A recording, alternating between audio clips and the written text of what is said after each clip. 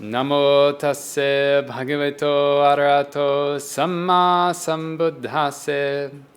Namo tasse bhagavato arahato samma sambuddhase. Namo tasse bhagavato arahato samma sambuddhase. Today we are going to talk about what is the real Theravāda Buddhism. We will talk about the three schools of Buddhism, that is Vajrayana Buddhism, Mahayana Buddhism, and Theravāda Buddhism.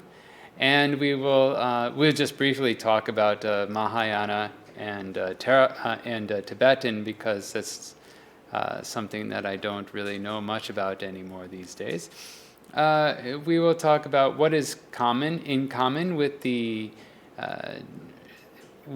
these three schools, and we'll talk about what is vastly different. We'll talk about the Theravāda texts. We'll be specializing in Theravāda after we talk about the differences, and we'll talk about the texts of Theravāda Buddhism, and we'll talk about the commentary and the Abhidhamma. This is a spoiler alert that is what is different for Theravāda Buddhism, very different.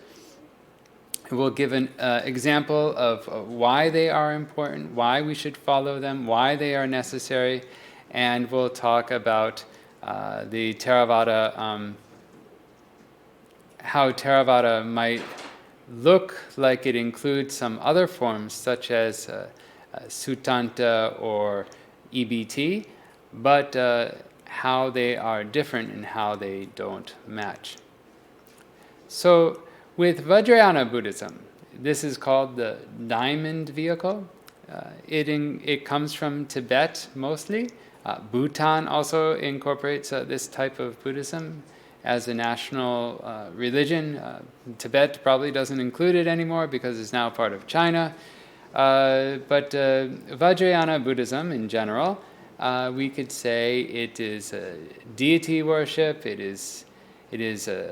has secret teachings, these initiations, which are kept secret, and they have like empowerment where the guru can empower you, and even I've read that the 𝗀𝗂𝗯𝘀𝗰𝗍 initiation is supposed to do some things which are just not possible in Theravāda Buddhism. It incorporates as a major factor the Bodhisattva path, and that is to eventually to become a Buddha, and they have different definitions of that. We'll talk about that in Mahayana as well. And that is pretty much what Tibetan Buddhism is. They have a monastic lineage, and they also have a lay, sort of a lay monastic lineage. They wear robes, but they're essentially lay people because they are married, and they can marry in some cases. So sometimes they're monks, and sometimes they look like monks, but they're just what they call lamas. But sometimes a lama is a monk. So you have to inquire within to find out if they are an ordained monastic, a bhikkhu. They usually use the word bhikkhu, and because they're Sanskrit-based, and they're also based in their own language as well. Mahayana Buddhism, originally there was Mahayana and Hinayana, and Mahayana separated, and they named themselves the greater vehicle, and the other school was called the inferior vehicle. Hina means inferior, and they separated not long after the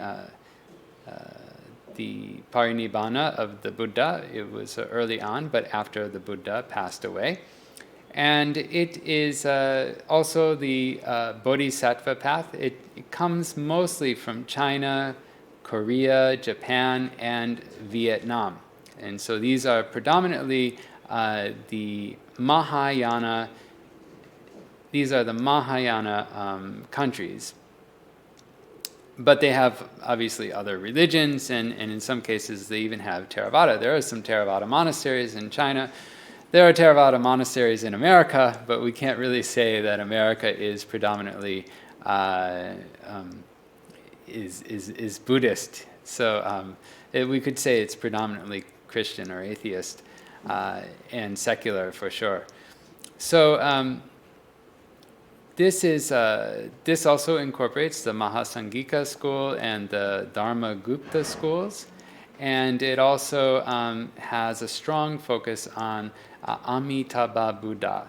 And this Amitabha Buddha is the Buddha of infinite light. Sometimes in Japan they call it Amita Buddha, and sometimes you might hear in China they call it Amitofu or some. I think that's what it says. I could be wrong.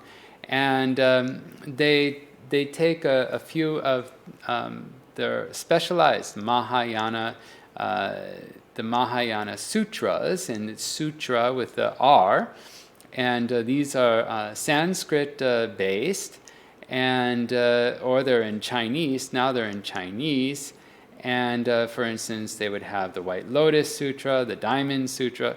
We have the Sanskrit. They're Sanskrit, and they're also based in Chinese language, and sometimes we even call it a Mahayanese because it's so centralized in the Chinese language and the Chinese people. And usually, like the Korean Mahayana scholars or the Japanese scholars, even the Vietnam Mahayana scholars, Vietnamese Mahayana scholars, they will actually learn Chinese to be a very proficient Mahayana scholar.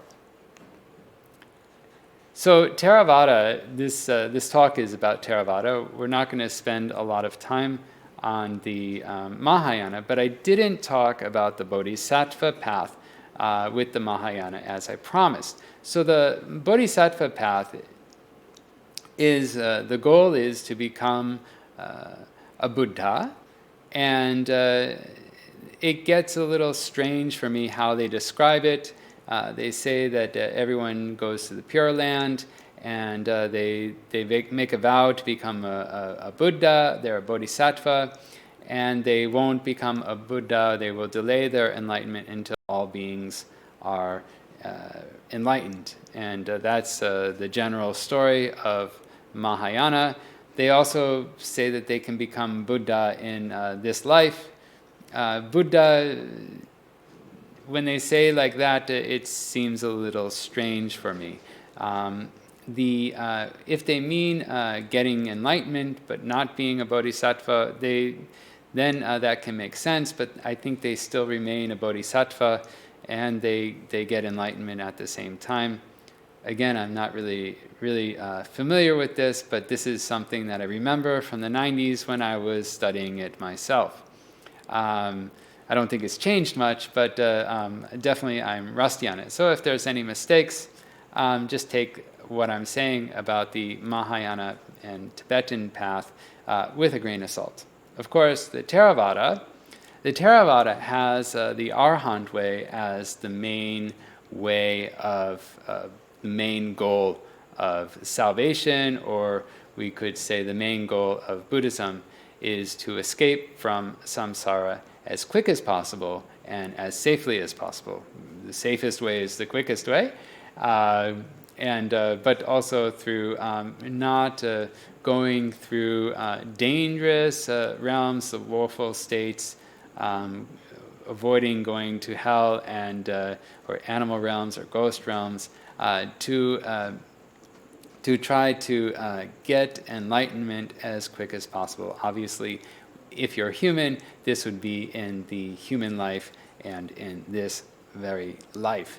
So that's very important, and that is the main goal of Theravada Buddhism. We do have some people who desire to become a bodhisattva. Now, before I said bodhisattva, and now I'm saying bodhisattva. So one is a Sanskrit word, and one is a Pali word.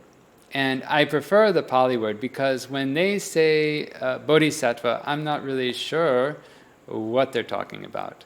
So, but when we talk about bodhisattva with a double T, then it's very clear.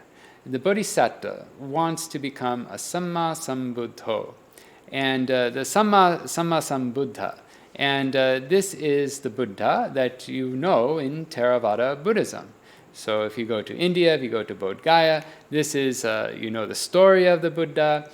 You know that he spent a lot of time in samsara, 4 Sankhya and 100,000 years training to become a Buddha, and how long that takes. It takes a very long time. Sometimes we explain it in units of time as Big Bang cycles. You know, when the universe it expands, and the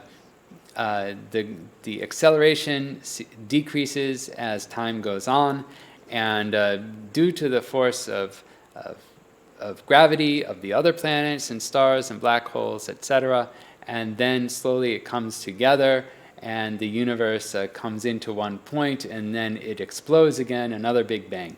That is a really long time.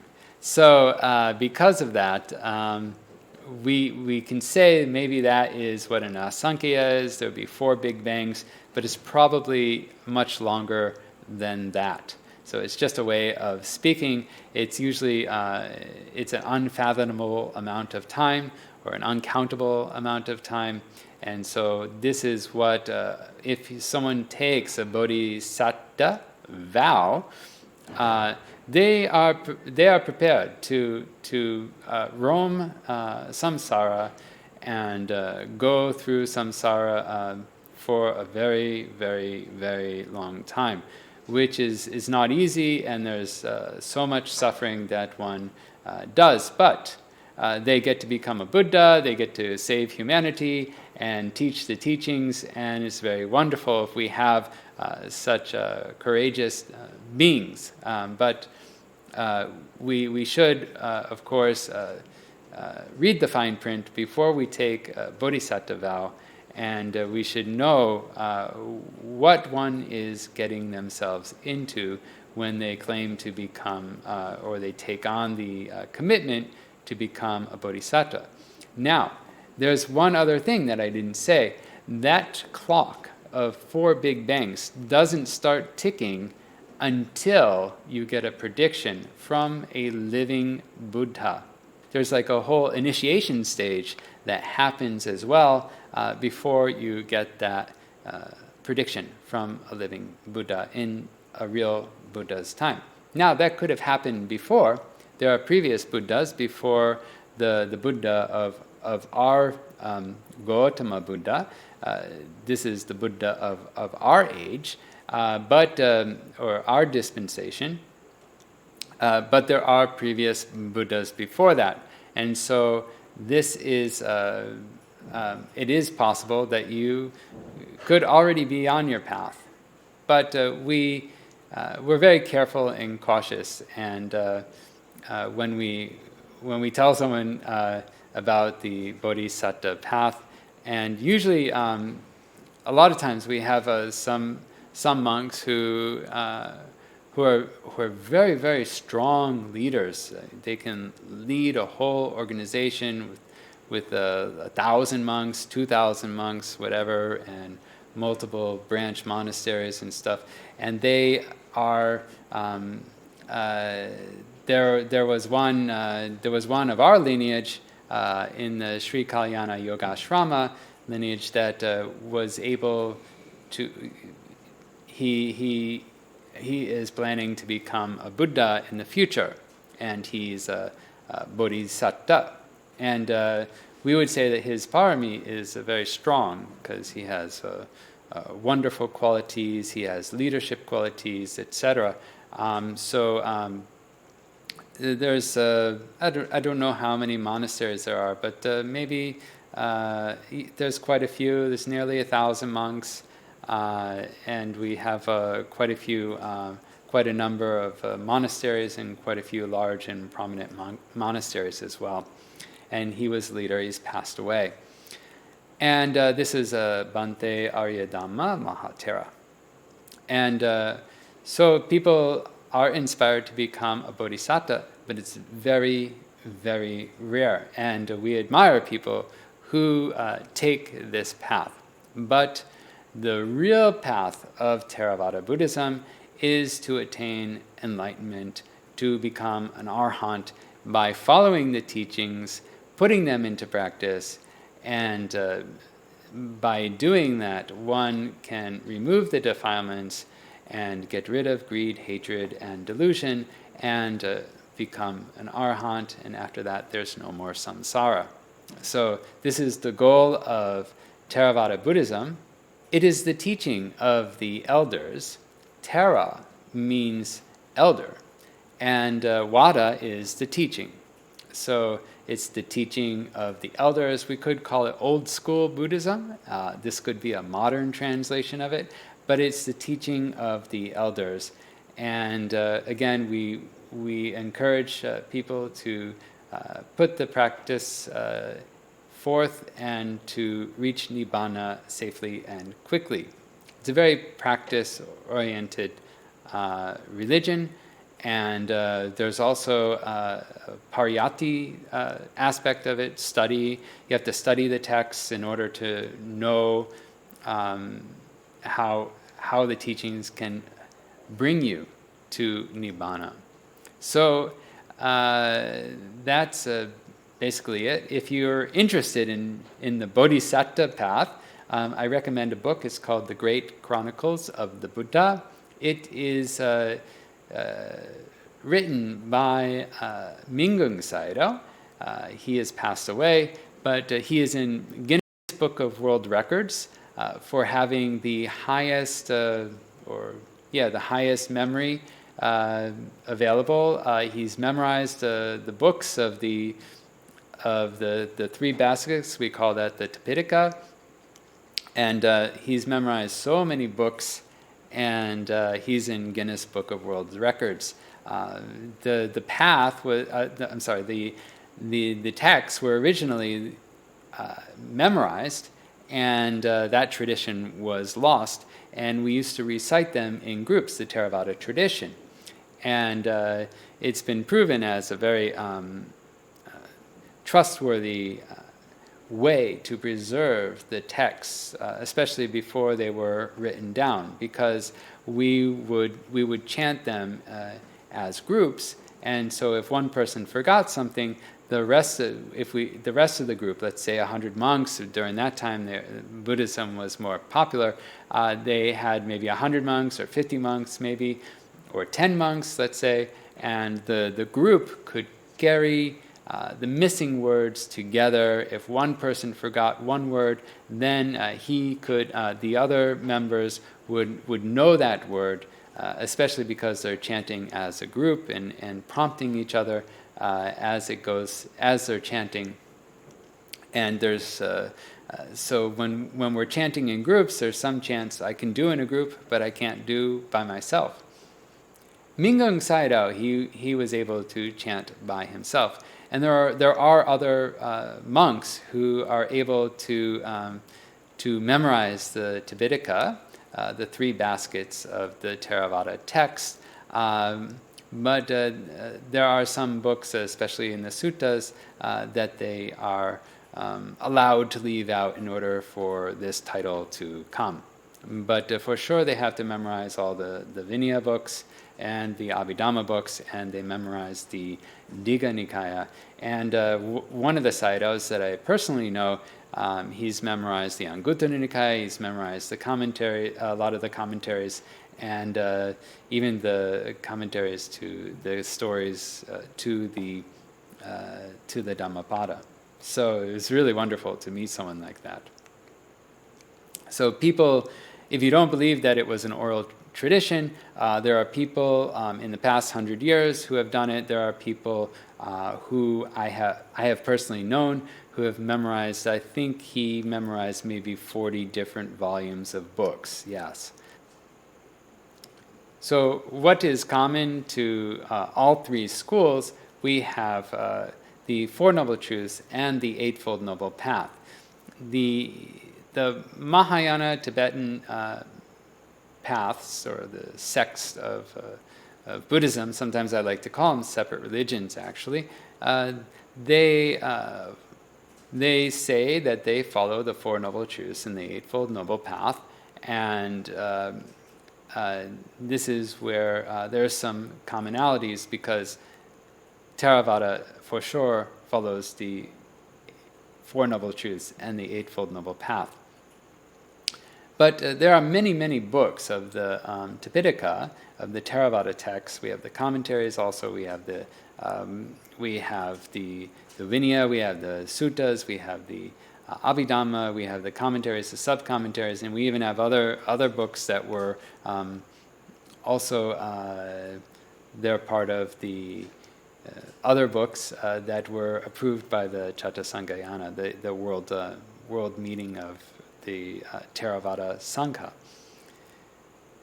So this is what is common, and in the Chinese texts they have many suttas which are extremely similar in the content, but some places they don't match up. Why don't they match up? Well, they have traveled a different path, and most likely before the texts were written down, they also had an oral tradition to keep it.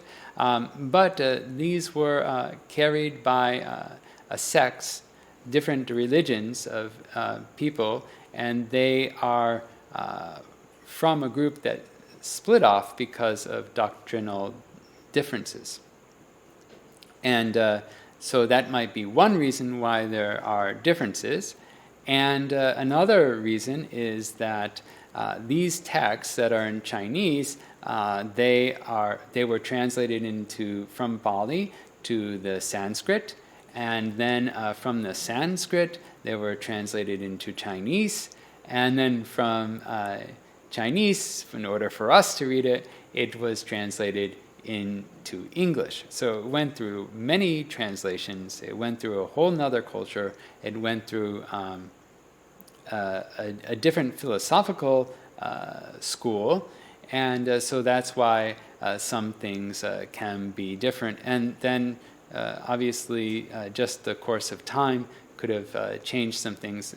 It's quite often that some things are missing from these Chinese early texts that match the suttas in many ways, but they might have some things missing, which is clearly understandable that some of these items might be lost in translation because it was translated so many times. So these things are also in common, but the commentaries are different, and the Abhidhamma is mostly different, or actually they're quite similar, but they have some key points which make them vastly different. So in terms of, so we could say that they're not compatible, even though that a lot of the Abhidhamma is very similar, because there are some key points that are very different, we could say that they are not compatible. The main sutras of the Mahayana and Tibetan Buddhism, the sect of Buddhism, they are not compatible with Theravada Buddhism because they mostly focus on the Bodhisattva path, and they focus on, I think, the Pure Land, and they also focus on a different Buddha altogether. So for that reason, they are not compatible. The texts of Theravada are we call that the Tipitaka. T means 3, and Pitaka means basket. This is because they were carried, the books were carried in baskets. There were a lot of books. So it's in the Pali language, and it's written on palm leaves, and they're bound together, they're strung together. They're very long, they're about like 2 feet long, and maybe about 6 inches, 4 inches in width. So they're long and slender. They're a lot different than the books we have today. The Vinaya, there are three baskets. So first we have the Vinaya, we have the Sutta, and then we have the Suttas, and then we have the Abhidhamma.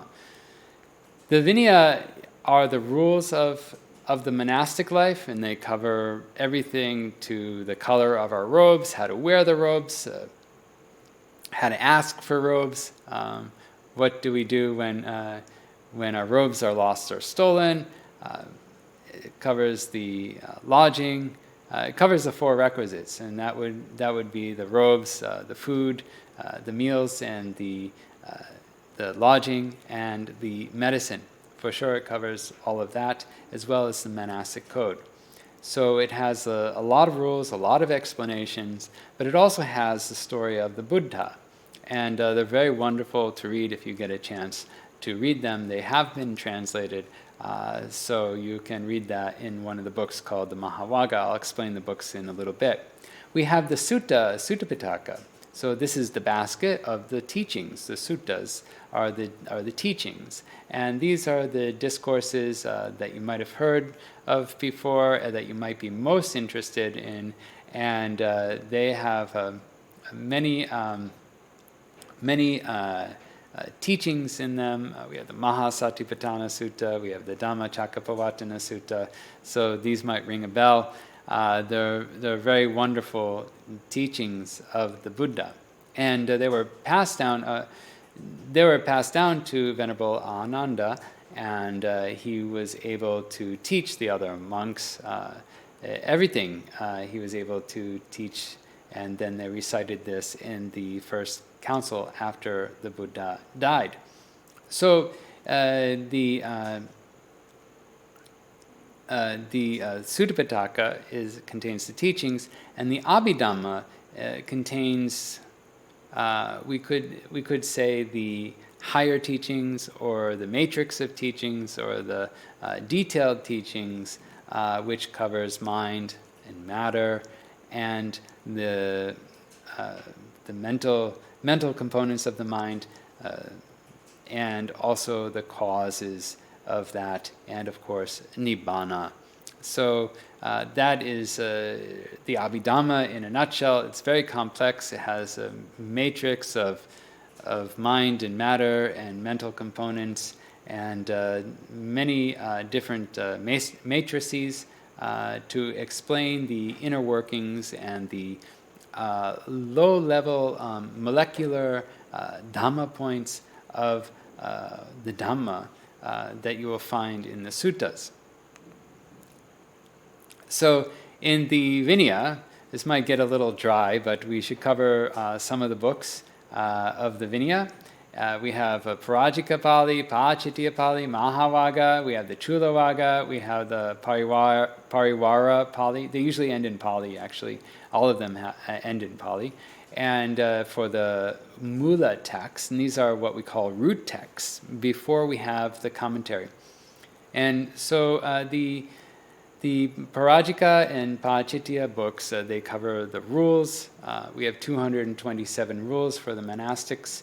And the Mahāvāga and Chūlāvāga cover the smaller rules, and they also have some parts have the story of the Buddha, as I said before, and then we have the Pariwara texts, and this is repetitions and summaries. It's called the accessories of the Vinaya, and so that's the Vinaya Pitaka. So the Sutta Pitaka is the teachings of the Buddha, the basket, and of the suttas, and they are organized according to the length and sometimes the organizational factors of the teachings. So the Digha Nikaya is the long teachings of the Buddha, and the Majjhima Nikaya is the middle-length discourses of the Buddha. And they have the teachings, some very famous teachings like the Mahaparinibbana Sutta is part of the long discourses, and the Anapanasati Sutta is part of the middle-length discourses. So the teachings are middle length and long discourses. The Samyutta Nikaya is based on the subject matter, so they're linked together, the connected discourses, and the connected discourses are organized by subject. So for instance, if there's an interest in Anapana, there is Anapana Samyutta. So you can read a group of teachings based on the meditation on the mindfulness of the breath.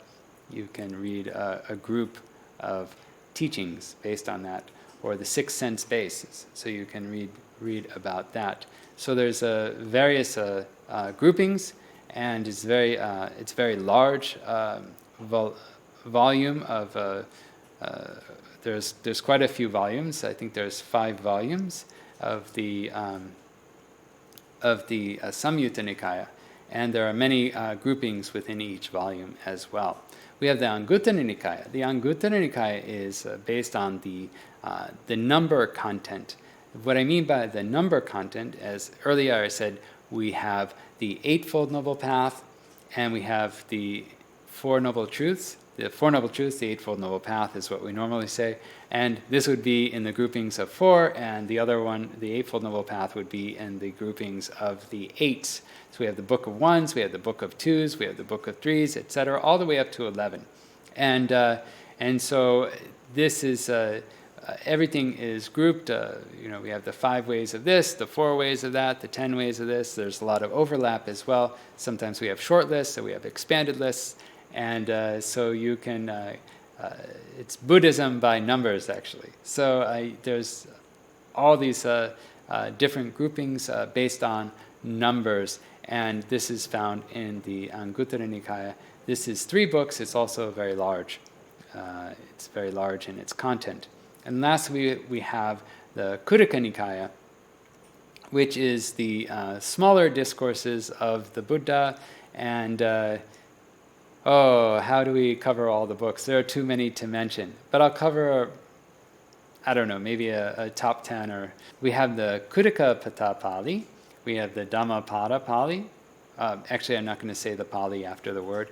We have the Udana. We have the Sutta Nipata. We have the Petavatu.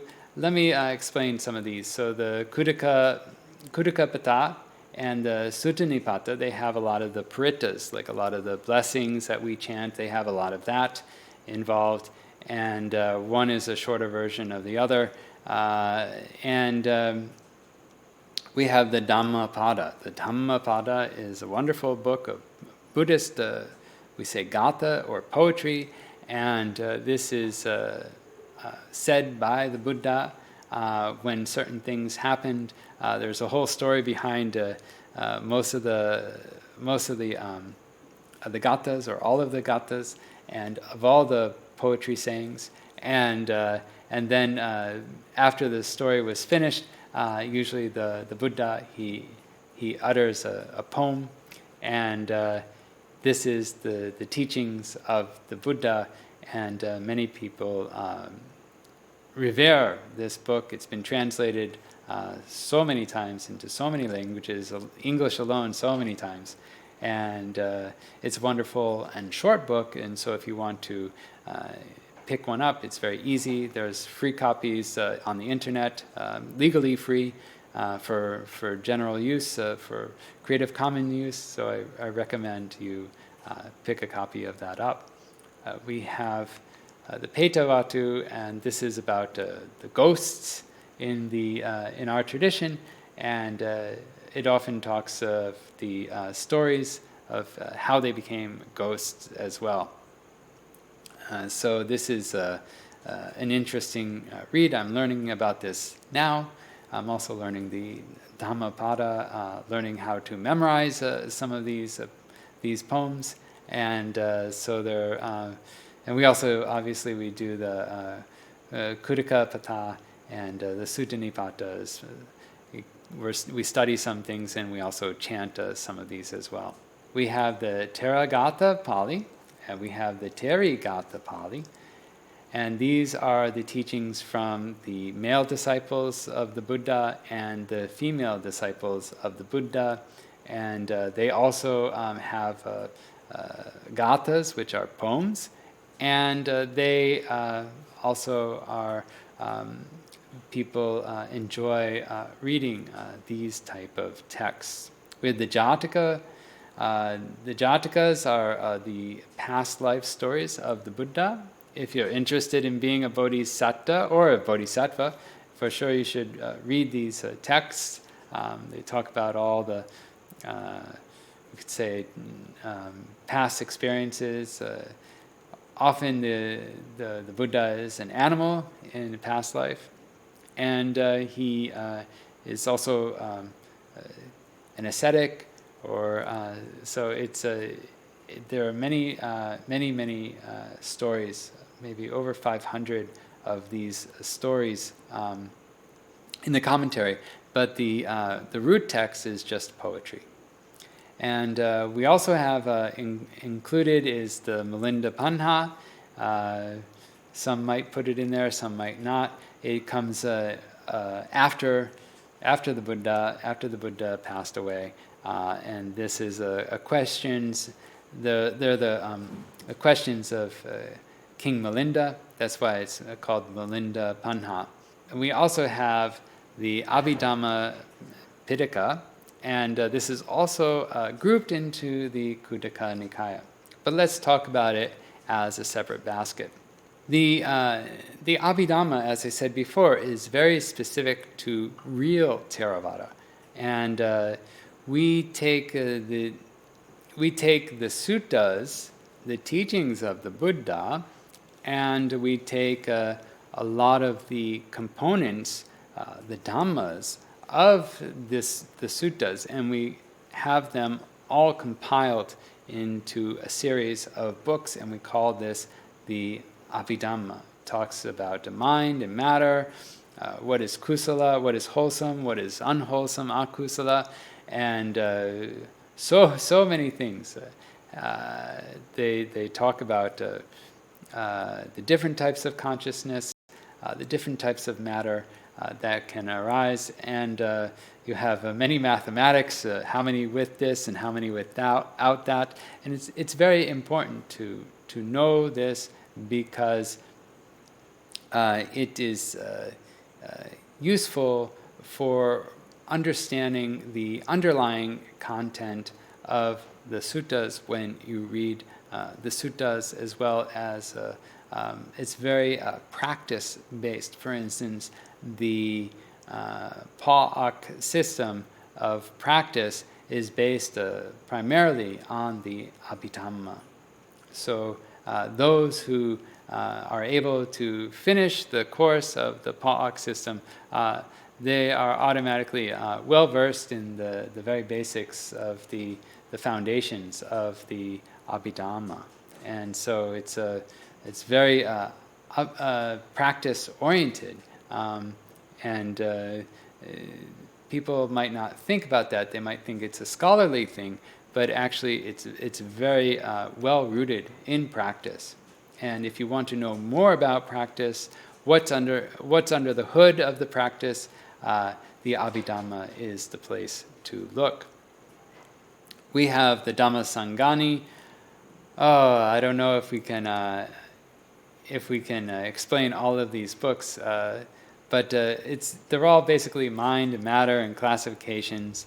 Then there's the Vibhanga, which is more details about that. We have the Pugala Panyati, and this is about the enlightened, those who have attained enlightenment. We have the 𝗃𝗃𝗃𝗃. The 𝗃𝗃𝗃𝗃 is very important for Theravada, because it's a question and answer about the controversial points and the points of the points of controversy is the English title for this. And there are sects that sects of the religion that formed, and they had different doctrinal views which were incompatible with Theravada. And because of that, there were debates that took place, and they were compiled into the 𝗀𝗃𝗯𝗀. In some cases, it's very readable, more so than the other parts of the Abhidhamma, and in some places, it's very cryptic. So you'd have to have a really good foundation in the Abhidhamma to understand the conversations and debates that are taking place in the 𝗀𝗃𝗯𝗀. We have the Yamaka Pali, and this is the pairs of questions and answers. It's very complex. And then we have the Patana. And the Patana is, the proper pronunciation is Patana, and this is a detailed analysis of conditional relations and of mind and matter. So this also is very detailed, and it's very well revered in Myanmar, and sometimes they chant. I think there's 5 books of the Patana. Even though we say it's the 7th book of the Abhidhamma, it's actually there are another 5 books included with the Patana books, and we also have commentaries to them as well, which is the subject of the next section that we're covering. So the commentaries, as well as the Abhidhamma, are very specific to real Theravada. A lot of people don't know about the commentaries. A lot of them might say that the commentaries are made up or they came later. The story goes that when the teachings were brought to Sri Lanka, they were brought with the root text and the detailed teachings, which are the commentaries, and the commentaries were lost after some time. They translated them into Sinhala, and then they fell out of use. The original fell out of use, and then they became lost. I've personally had some books eaten by termites. I've had like snake holes or little termite holes made out of my books, and so I've had this happen before when I was living in Myanmar. For sure, when we have palm leaf books, that can happen. If you don't use a book for a long time, then the termites can easily start eating away at them. So they lost the original Pali teachings, but they still survived in the Sinhala language. And they were compiled and put back into the Pali language, and this is what we call the commentaries now. And so it's written in a different stylistic Pali language. It's more difficult to read. Unfortunately, it's more difficult to read, and it's more technical, and you have to be better at the Pali language, understanding the Pali language, in order to understand the commentaries. So the commentaries consist of different components, and the first one is it's a dictionary of terms. So sometimes there are terms in the suttas that might be ambiguous or not clear because of the factor of time, because of the factor of geographical location, culture, or they feared that something would become ambiguous. They sensed that there could be some ambiguity, or maybe there's a more detailed explanation of what these terms mean. And so they explain them, they give more information, they make everything more clear. And so we have the dictionary of terms. And there are the background stories. So there are many stories related to monasteries, there are stories related to those who are mentioned in the suttas, and so it's very important to know the background stories of the situation where the teaching took place. and so it has a lot of information of that. And for instance, the Dhammapada, as I said, there was a whole event that took place, and then the Buddha, he uttered a gatha, a stanza of poetry. And so it's if you don't read the commentaries, you can miss so much of the teachings. Because when you read, let's say, the Dhammapada without the commentaries, it's just a summary or a moral of the story, the thing that should be learned from this event, but you are missing why it was said and some of the details. And there might even be some words that are related to the story that you could be missing out on. The same is true with the suttas, and in many places, and we also have commentaries to the Abhidhamma. So we also have the expansions of the topics and the points.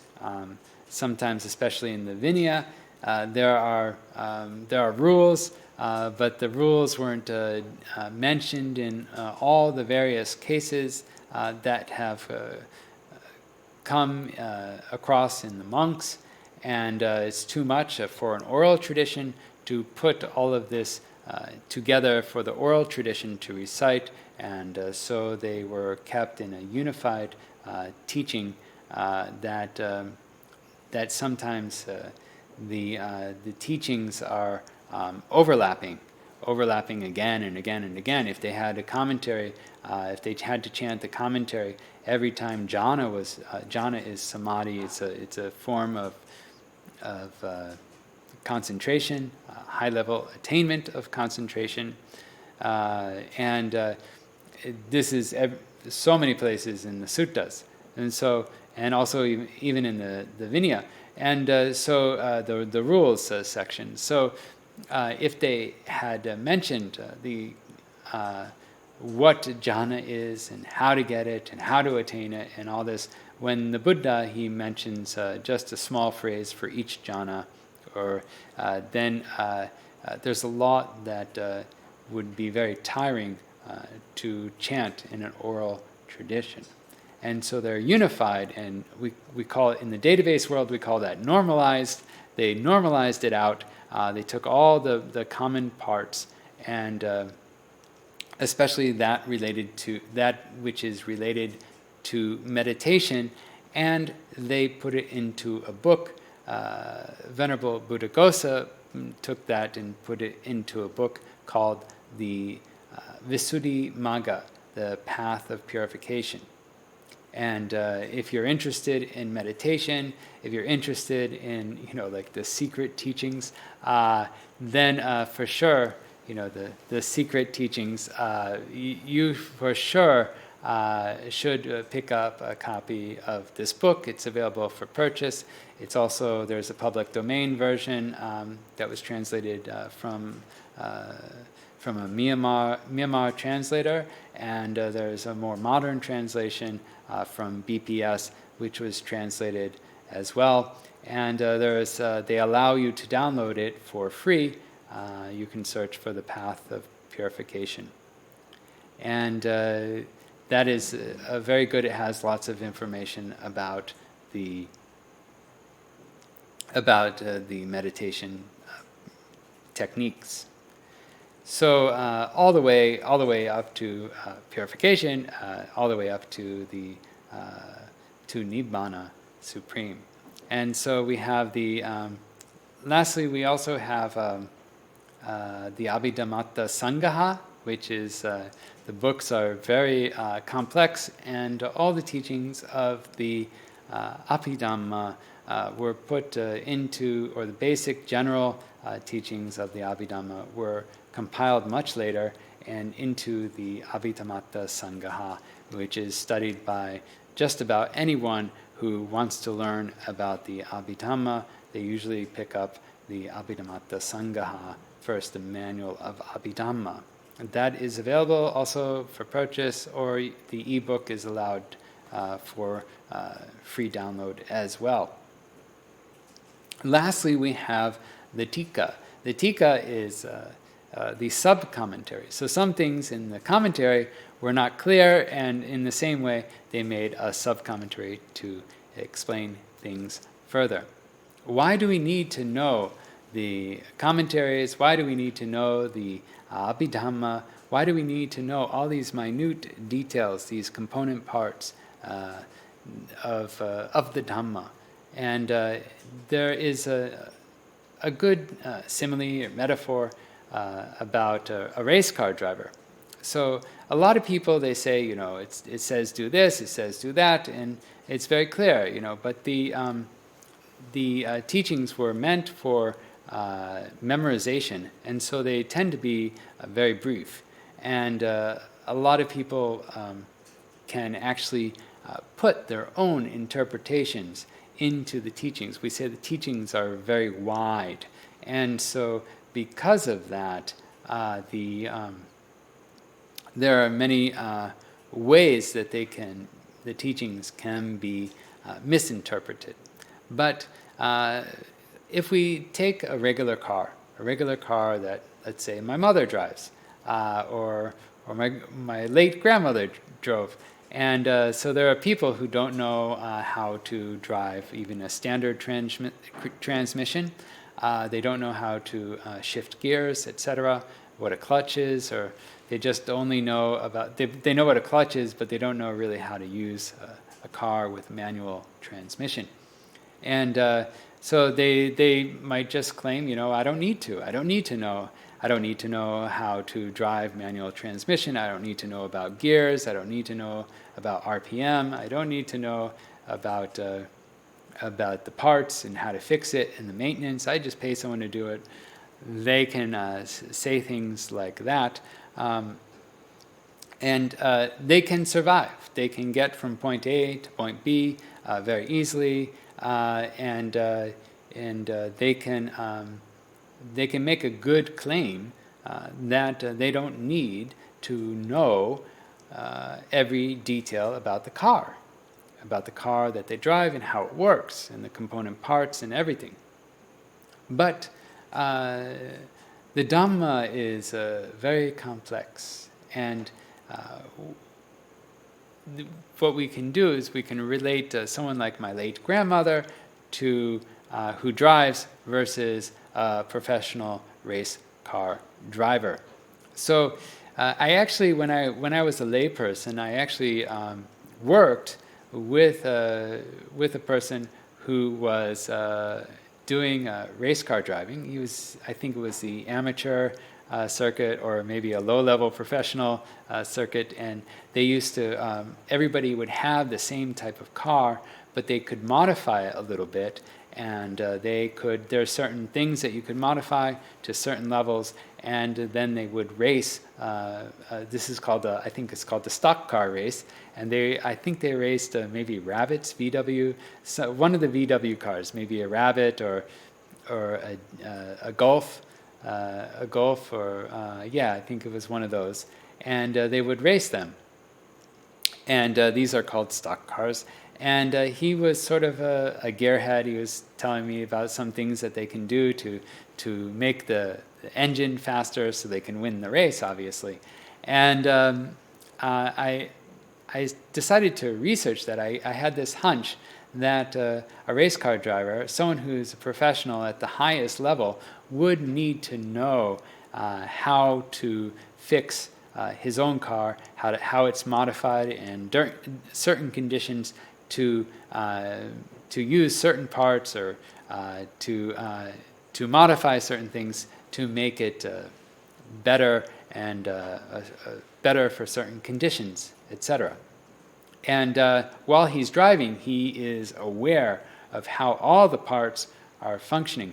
And there's an article in, if you Google Nissan, which is a car company, and you Google the 8 skills to be a professional race car driver, they will list a bunch of skills. The first skill is driving skills, of course, and the second most important skill for a professional race car driver is mechanical knowledge. And it has a little paragraph, and it says that he has to know every single part. It's essential that he knows all about the mechanical inner workings of his car, repairs and modifications, so that he can understand how every part works. We could say every nut and bolt. And this is what makes him a professional. And just like the person I worked with, I think that a lot of them would work their way up. You know, just like a professional football player, he's not born into the major leagues. He starts out with the little leagues, and then he goes into the high school leagues, and then the varsity league, and then the he'll do college football, etc. Whether it's any type of sport, I think that they would have to work their way up at a young age, and then eventually make the professional circuit. So they definitely have to know the mechanical knowledge and the inner workings and every nut and bolt of the car. In the same way, we want to become professional. We want to be professional level Buddhists. That means that we wish to attain the Four Noble Truths. We wish to totally understand it to its fullest. We wish to attain it to the fullest extent, and to attain Nibbana Supreme. And there are 4 levels of enlightenment, but the end goal is the Arahant path, to permanently get rid of greed, hatred, and delusion. So that is why we have the commentaries. We want to have a very narrow path. We don't want the very wide path that was meant for recitation in groups. It has the general framework, and it is definitely very important to stay within that framework. But there is a narrower path that's listed in the commentaries, and that helps avoid ambiguities and keep one on the path without wrong interpretations. So that is one of the problems with all the different sects. They started coming up with their own interpretations. And so the commentaries and the Abhidhamma keep everything very, very clear. What is not Theravāda? So it's important to also talk about what is not Theravāda that might look like Theravāda. So there, especially in the West, we have some of this as well. So we have the Suttanta only. They follow only the suttas, and they don't follow the commentaries, and they don't follow the Abhidhamma. So with that, they have the freedoms to make their own interpretations, and they do, and they pick and choose what they want to follow. Sometimes they say they follow the commentaries, but it's only what they like in the commentaries, what they feel matches in the commentaries, and so that is. These usually also fall into the Suttanta only groups. Then are they Theravāda? Is a Suttanta, or someone who rejects some of the commentaries and all, as opposed to someone who accepts all the commentaries, is that if we have a monk, is that person Theravāda? Now, Theravāda actually is, we could say whether someone is a Theravāda monk, it is determined by their ordination. So their ordination, whether they're in communion with the Theravāda monastic community, then we have someone who was ordained in a Theravāda community, who is ordained according to the commentaries. The ordinations are definitely done according to the commentaries and the details of the books, and that is what makes one Theravāda. Whether if they decide to reject some of these commentaries, then picking and choosing what they like, they are still Theravāda unless they break some rules or they disrobe. but their philosophy, we would say, is not Theravada. The same is true with EBT. EBT is early Buddhist text. Earlier, I was talking about the Chinese texts.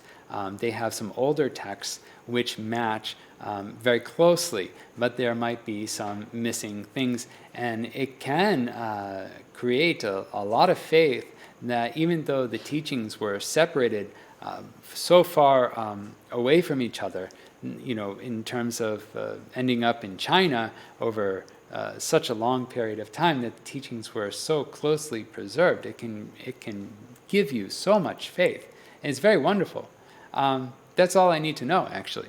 But in terms of EBT, they like to focus on the differences. What's left, what is newer, what is older, what might have been corrupted, and these type of teachings, they tend to create lots of doubts. And in the most part, they're not really necessary. For me, I know that the teachings were preserved very well, and people say they match very closely, and you don't really have to worry about even some of the best of the EBTs. They say, the Majjhima Nikaya matches very closely, and if you're worried about something, just follow the Majjhima Nikaya. That's wonderful. I don't need to study EBT in order to know that and appreciate the Majjhima Nikaya or the Samyutta Nikaya or all the Nikayas that I've talked about. And EBT tends to focus on the differences. And as I said before, they were translated from Pali to Sanskrit to Chinese and to English. And so for sure there are many reasons why some things might be missing. And usually the EBT, the early Buddhist text community or monks or people who follow these teachings, usually they don't like the commentaries, and they don't like the, or they pick and choose which commentaries they like, and they like to pick and choose which Dhamma they like, actually, because they have several different versions of a sutta, and they like to choose which one they think is which is valid and which is not valid. And so in the same way, usually they don't like the commentaries, especially the Abhidhamma. And are these monks who follow EBT, are they Theravada? If they are ordained properly, then we would call them Theravada ordained monks. And we are in communion with each other. And but they have a different philosophy. So, for instance, like the Jewish religion is based on the inheritance that's given from the mother's bloodline. So, but you can have a different philosophy, and you could technically be Jewish, but you might like Buddhism, you might like Hinduism, you might like Christianity. But so this would not be the same religion, but in some technicalities we could say that this person is Jewish, or in another sense we could say if they were ordained properly, they are Theravada.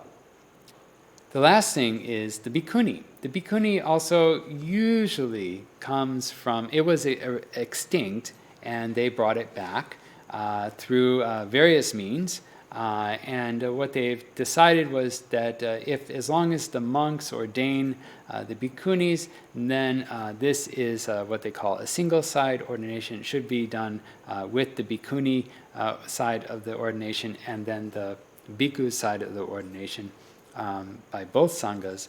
And they brought it back by saying that only the monks need to do it. They also had Mahayana bhikshunis from the Chinese tradition help with the two-side ordination, but I think they've decided that a single side is good enough.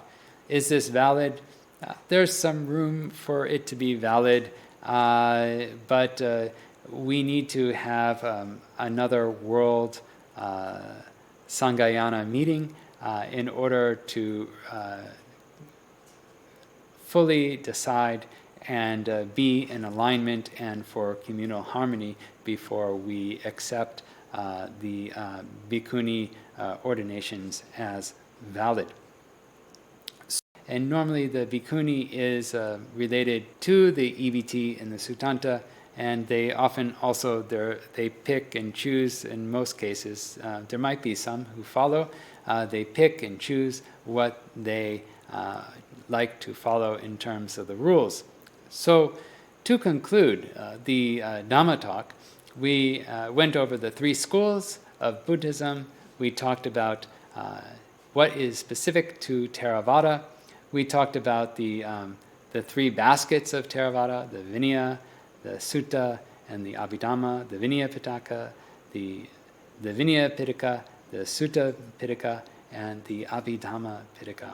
We talked about the commentaries, why they're important, like the race car driver that we talked about, and of course you want to become a professional Buddhist who attains Nibbana, for sure you need to know the details.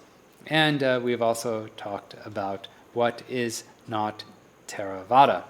So this concludes my talk to you about what is real Theravada Buddhism. I hope that you can take the teachings. Theravada is focused on attaining Nibbana safely and quickly. I hope you can take the teachings of Theravada, the real Theravada teachings, put them into practice so that you can reach Nibbana safely and quickly. Sadhu, sadhu, sadhu.